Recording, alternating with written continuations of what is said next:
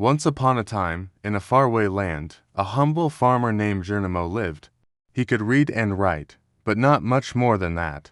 He dreamed of writing beautiful stories someday.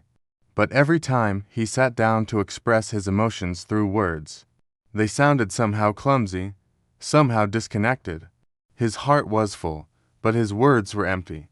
One afternoon, after a hard day's work in the fields, Jerónimo decided to visit Elias, the wise old man who lived on top of the hill and was said to know the secrets of words. "Master Elias," Jerónimo said with respect, bowing his head, "I want to learn to write stories as beautiful as the ones I read in books, but I don't know how to do it. My words do not come together correctly." Elias smiled kindly from his wooden chair and, after a pause, he replied, "Young Jerónimo, writing is not just about putting beautiful words together. If a story is to capture the reader's heart, it must have coherence and cohesion. Do you know what these words mean?" Jerónimo frowned, clearly perplexed. Cohesion, coherence. Elias slowly rose and walked to a shelf full of ancient scrolls. He randomly picked one and handed it to Jerónimo. Coherence is the soul of the story.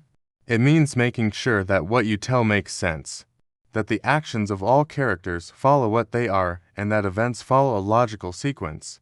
Everything has to go step by step. Now, cohesion is the glue that holds your ideas together. Sentences and paragraphs must flow smoothly and connect with each other. If each sentence is like a rock, cohesion is the bridge that connects them, so that the reader does not fall between them. "And how do I do that, master?" asked Jerónimo, scratching his head.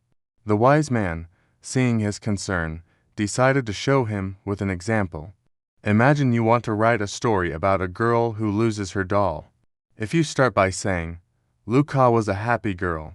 Her favorite doll was Sophia. One day Luca lost her doll and cried," it seems that everything is there, but it doesn't feel connected, right? Jerónimo nodded. The story didn't seem that interesting. "Then," continued Elias, "we add cohesion. We better connect the ideas. Listen, Luca was a happy girl who always carried her favorite doll, Sophia, with her. Wherever she went, Sophia accompanied her.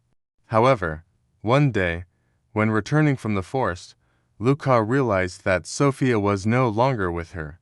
Desperate, she began to look for her, but all she found were tears on her cheeks." Jerónimo's eyes widened. The story was much clearer now. "Actually," exclaimed Jerónimo, "the story seems to lead me by the hand without getting me lost." "That's right, Jerónimo. That's the magic of cohesion. You can't feel a reader jumping from one idea to another. They have to walk with you step by step, without stumbling."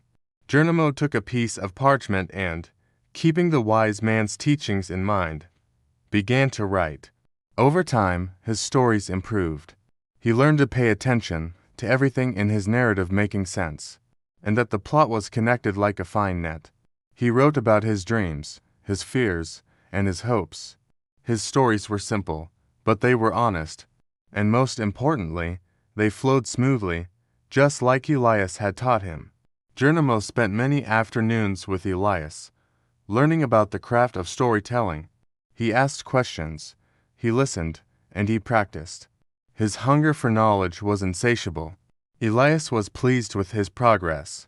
He saw potential in Jerónimo, and was happy to see him grow as a writer. He knew that Jerónimo was not just learning to write. He was learning to express himself. As the months passed, Jerónimo's writing improved.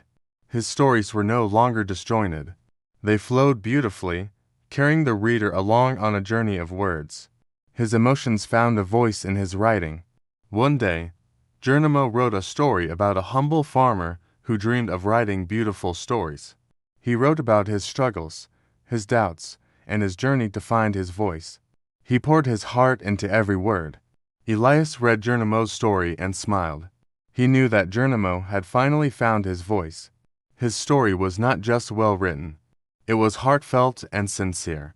It was a story that only Jerónimo could tell. Jerónimo continued to write. He wrote about the beauty of the fields, the peace of the hills, and the wisdom of Elias. His stories were simple, but they were beautiful. They were stories from his heart.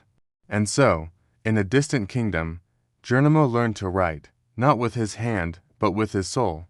He found his voice, and with it, he found a way to express his deepest emotions. He was no longer just a farmer. He was a storyteller.